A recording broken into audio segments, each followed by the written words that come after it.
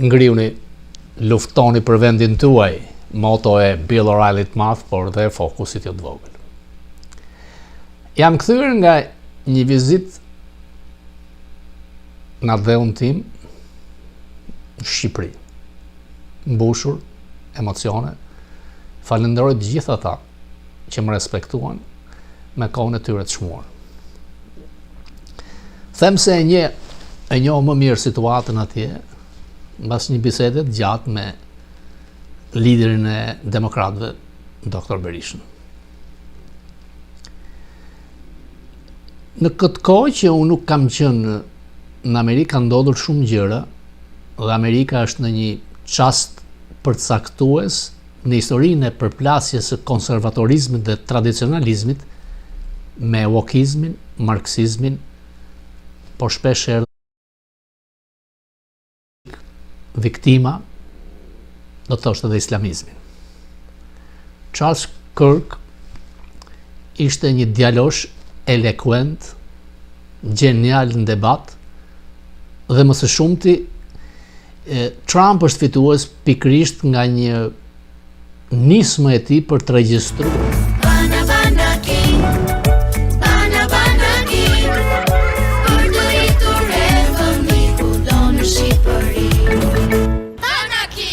zhdukjes politike të Ramës.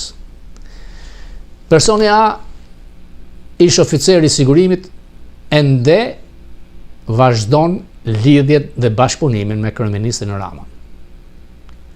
Madje përmes tij Rama ka kërkuar të pajtohet edhe me Metën.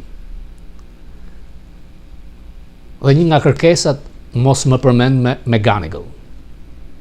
Berisha nuk i ndahet çështjes McGonigal. Dhe unë nga takimi i gjatë me doktorin pash se kishte një dieni dhe madje më ka dhënë informacione që edhe unë nuk i dija, sepse natyrisht nuk jam në Shqipëri, nuk jam në Tiranë. Krimi financiar, milione dhe milione të dollarëve janë në Tiranë, në Shqipëri, edhe në Kosovë. Rama duhet ta di se ka sy. E dim se si dërgoheshin miliona dollar deri në Monte Carlo për këtë rreth të FBI-t të quajtur McGonigal. McGonigal është mburrë rrugëve të Tiranës se do të heqim presidentin Trump në kohën e mandatit të parë të Donit Trump.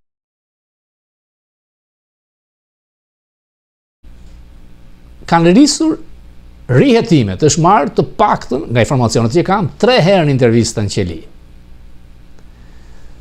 Në drejtësi, jo vetëm në Amerikë, por dhe në Shqipëri, nuk mund të dënohesh 2 herë për të njëjtin krim. Pra mund të tallen me këtë zgjidhje. Pra kaq ignorant të paditur të jenë shqiptarët dhe qeveria tyre që sa ti besojnë inteligjencës artificiale diçka të tillë. Diçka që nuk kalon, nuk ka se si të emrosh ministre për inteligjencën artificiale një figurinë. Kur ti nuk ke 24 orë ujë, kur ti në shkolla je ende me shkumës me drasa të zeza. Kur i nden në Tiranë vjen re keqe nga papastërtitë sepse ujërat e zeza derdhen mes qytetit. Kjo e rendotur është edhe poshtë në miliona dollar ku me të vërtet plazhet janë spektakolare të bukura. Por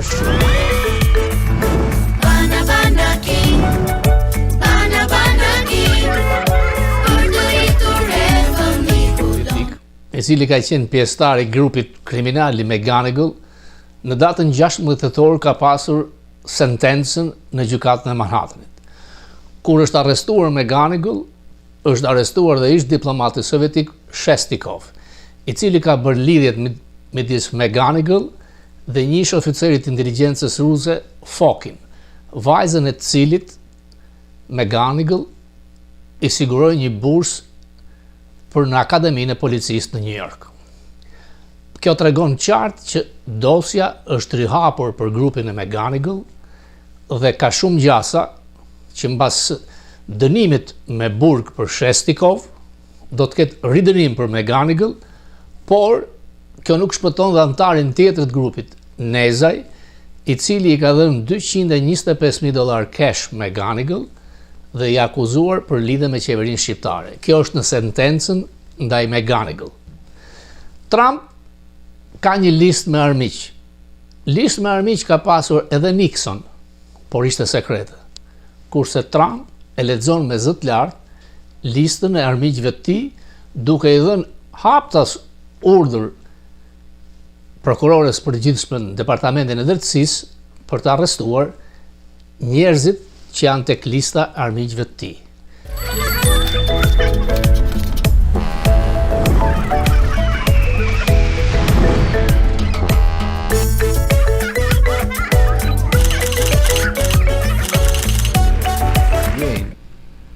Njëri që një të natës del, hikën nga shtëpia aty pa ditur se ku, ka një barë të madhe.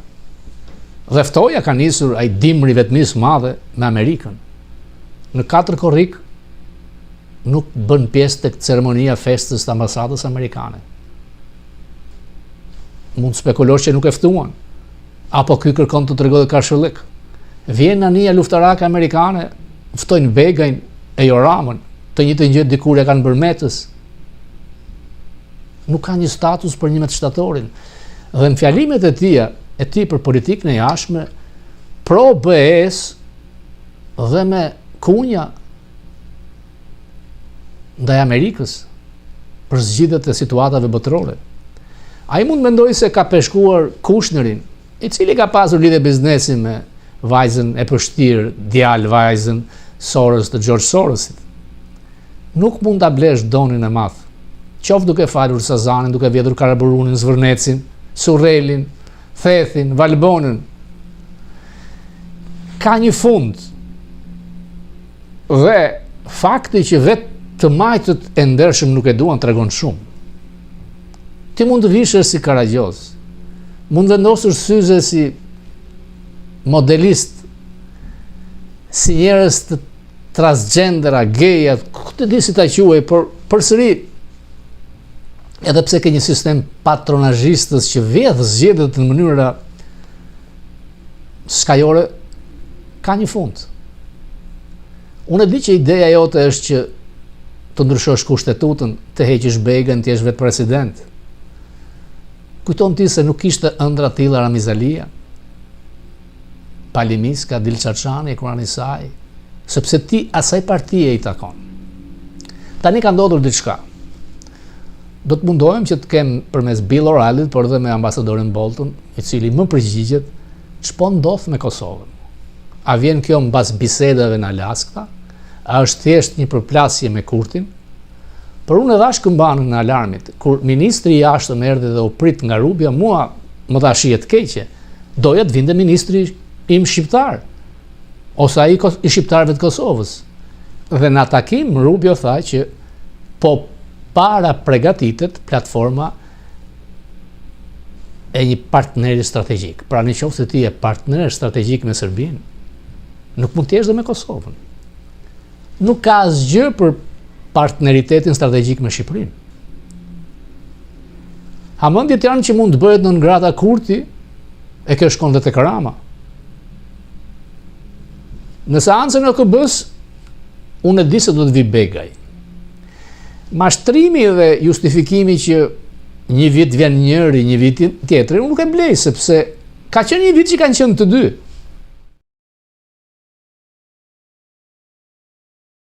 22% të tij, dhe kjo është si një taks ndërkombëtare mbi Amerikën. Ne nuk marrim mbrapsht vlerë për paratë që hedhin. A mendon se Trump kishte drejt në atë fjalim? Se unë mendoj se shumë nga ato që tha ishin drejta. Unë do të pajtohesha më shumë nga pjesa tjetër e tij. Gjatë fjalimit pothuajse nuk kuptoja. Nuk isha i sigurt saktësisht për çfarë pikash po fliste. Dhe nuk mendoj se i ndihmoja atij ose vendit ndërkombëtarisht, sepse mendoj se duke sikur nuk e dinte mirë ku ishte ose për çfarë po fliste. Ai bëri gjithçka, përveç se të fliste, Tajlanoli është i dëmshëm për gratë shtatzana. Duhet të them se kjo kishte ndodhur disa ditë më parë. Por janë llojet e fjalimeve që unë mendoj se u japin njerëzve mungesë besimi që ne kemi një udhëheqje të qëndrueshme këtu. Ambasador, a mendon se partia e Reagan dhe Bush do të mbijetojë? Po, unë definitivisht mendoj kështu. Dua të them, mendoj se Trump mund të kontrollojë agjendën republikane në këtë moment si president. Kjo është mjaft tipike, qoftë një republikan apo demokrat në Shtëpinë e Bardhë. Por nuk mendoj se kjo do të thotë që Trump ka ndryshuar në mënyrë themelore Partinë Republikane. Mendoj se ka shumë rezistencë ndaj shumë gjërave prej tij që ai bën. Por politika është në mënyrë që të jetë shumë e vështirë për anëtarët republikanë në Kongres të ngrihen dhe ta kritikojnë. Ai ka qenë jashtëzakonisht me fat sepse Partia Demokrate është kaq e paaftë. Shumë njerëz po pyesin me të vërtetë pyetjen a do të mbijetojë Partia Demokrate, sepse vetëm energji dhe entuziazmi i tyre vjen nga krahu ekstrem i majtë i Partisë Demokrate. Ambasador, mendon se Departamenti i Drejtësisë po ndryshon paradigmën e tij. Pas skandalit Nixonit, nuk kujtohet në një president që t'jap urdhra prokurorit përgjithshëm. A do të dëmtojë kjo shumë Amerikën? Por unë parashikova gjithçka, fatkeqësisht fillim të vitit 24, në librin tim për media, unë thash se mendoja se nëse Trump do të rizgjidhej, ai do të sillte një president të hakmarrjes. Dhe kjo është ajo që ka bërë. Nuk është vetëm në trajtimin e Departamentit të Drejtësisë, por edhe mënyra se si ai sillet me kryetarët e qyteteve, guvernatorët, me pyetjen e prerjes fondeve qeveritare për programe të ndryshme.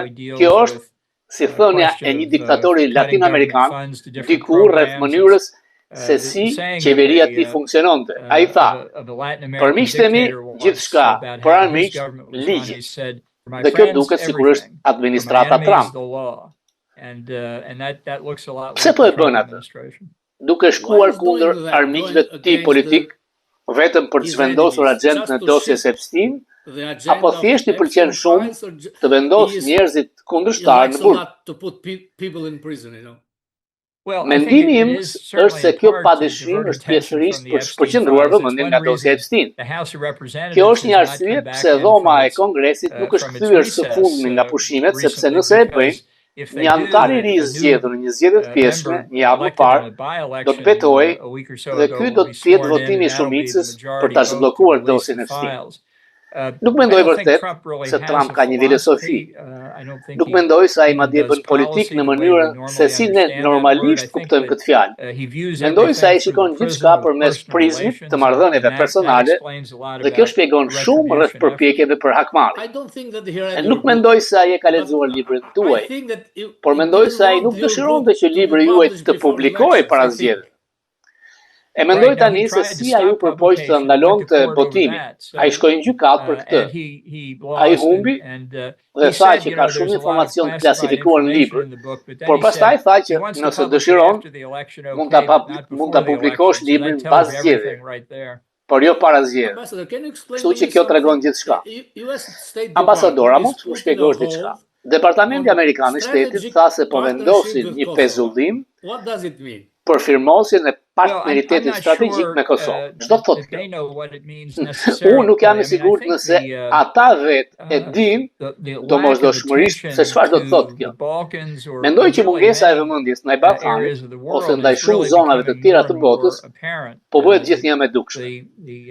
Me sekretarin e shtetit, që është gjithashtu këshilltar i sigurisë kombëtare, dhe me stafin e Këshillit të Sigurisë Kombëtare të reduktuar ndjeshëm, thjesht nuk ka koordinim nëpërmjet departamenteve dhe agjencive të ndryshme që merren me sigurinë kombëtare në Shtëpinë e Bardhë.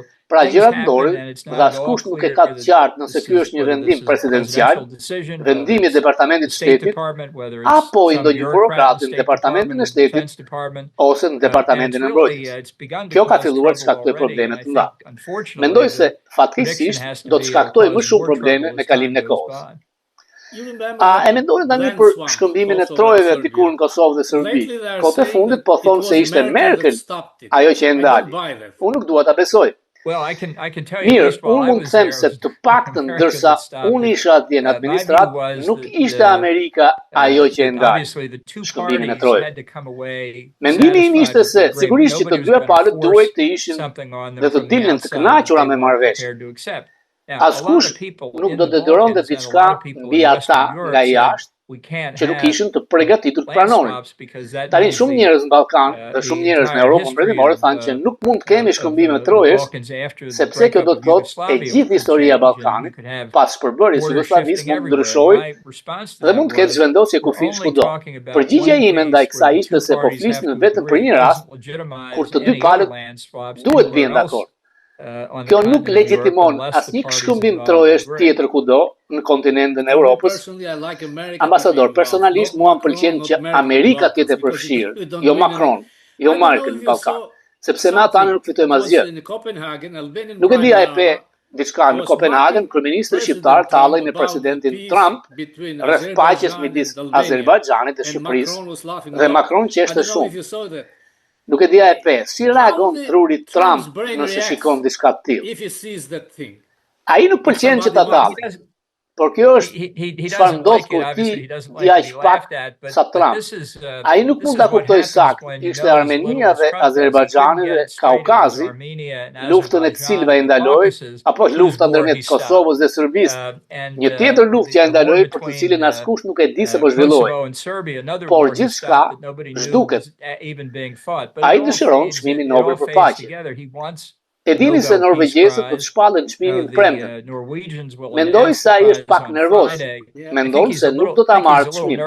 Thjesht po ju them dëgjuesve tuaj, ai dini rregullat për çmimin Nobel për paqe, të cilat janë në faqen e tyre të internetit. Thuhet se duhet të jesh nominuar për çmimin, jo më vonë se 31 janar i vitit në të cilin dëshiron të marrësh. Kjo do të thotë se Trump ishte vetëm president për 11 ditë. Kur afati përfundimtar u përmush, pra ai nuk do ta marrë gjithsesi. Në funeralin e Charles Kirk ai tha që unë nuk i fal kundërshtarët e mi. I urrej kundërshtarët e mi. E dini? Por problemi është se ai shikon vetëm Fox News. Nuk mendoj se ai e pa talljen nga Rama. Nuk jam i sigurt për këtë. Por mendoj se Trump do të ishte më i irrituar ndaj Macron se sa ndonjë gjë tjetër. Macron ka vështirësitë e veta në Francë, se mund ta shohim, ai sapo pati qeverinë e tij të fundit vetëm për 12 orë. Ai ka nevojë të merret me çështjet e tij në Francë. Pa e goditi Macron, e lan rrugët e New Yorkut të pam. Po, a ndryshon politika ndaj Ukrainës sepse tani ai po thotë se Ukraina mund të fitojë, apo kjo është thjesht një retorikë? Po, mendoj se ajo që Trump po përpiqet vërtet që të bëjë është të tërhiqet nga përfshirja e tij në Ukrainë. Ai tha gjatë fushatës se do të bënte paqe midis Rusisë dhe Ukrainës brenda 24 orësh. Askush nuk e besoi. Por tani kanë kaluar mbi 8 muaj, nuk ka patur asnjë sukses. Pra mendoj se ajo që ai po thotë vërtet është fat në var për të dyja palët. Unë do të shkoj të bëj diçka tjetër. Tani ai tha disa gjëra që ishin dobishme në lidhje me ndihmën ushtarake të vazhdueshme. Dofta ndihmë ushtarake shtesë përmes anëtarëve të NATO-s për Ukrainën. Shpresoj që të vazhdojë. Mendoj se mund të ketë kritike për Ukrainën që mund të ruajë pozicionet. Ambasador, a mendon se de facto sekretari i shtetit është Witkoff dhe jo Rubio? Çfarë mendon për Dick Grenell? A është ai përfshirë në oborin e Trump? Apo vetëm luan pazar me shqiptarët e serbët. Unë mendoj se shumë njerëz po përpiqen të tërheqin vëmendjen e Trump. Ka fjalë se Witkoff do të lërë rolin e tij jo formal në fund të këtij viti. Kështu që ndoshta Rubio do të lejohet të jetë sekretar shteti. Por unë vërej se gjatë negociatave në Kairo për hipjen e Gazës, që po ndodhin tani, Witkoff është i shoqëruar nga Jared Kushner, kështu që ndoshta Jared do të kthehet në administrat pas largimit të Witkoff. Kush e di? A është kjo një shenjë e mirë apo e keqe? Unë mendoj se është e keqe. Më kuptoni, mendoj se problemi shumë amerikan. Duket se Witkoff dhe i biri Trump po bëjnë biznes, ndërsa Witkoff është në rajon. Familja Trump po bën shumë biznes në rajon. Të gjitha këto duke kryer supozuar politikat e qeverisë amerikane. Dhe dallimi midis aktivitetit tyre privat dhe aktivitetit publik është shuar. Kjo nuk është gjë e mirë. A mendon ambasador se njerëzit e tij, Kash Patel, prokurorja Bondi, do të vuajnë më pas nga administrata tjetër të njëjtën gjë që bën juve, Kamit e FBI të tjerë? Po, ata mund ta përjetojnë dhe mendoj se ky është një problem i vërtet për shoqërinë civile në Amerikë. Tani Trump gjithashtu mund të dalë pas tre, duke i falur gjithë dhe gjithashtu. Mendoj se kjo është pothuajse po aq e keqe sepse krijon një cikël që duhet thyer. Nuk ka justifikim për politizimin e Departamentit të Drejtësisë. Nëse mendon se Biden i bëri kështu, atëherë duhet korrigjuar. Duhet të nënkuptoj diçka tjetër, përveç se të bësh politizim më të keq.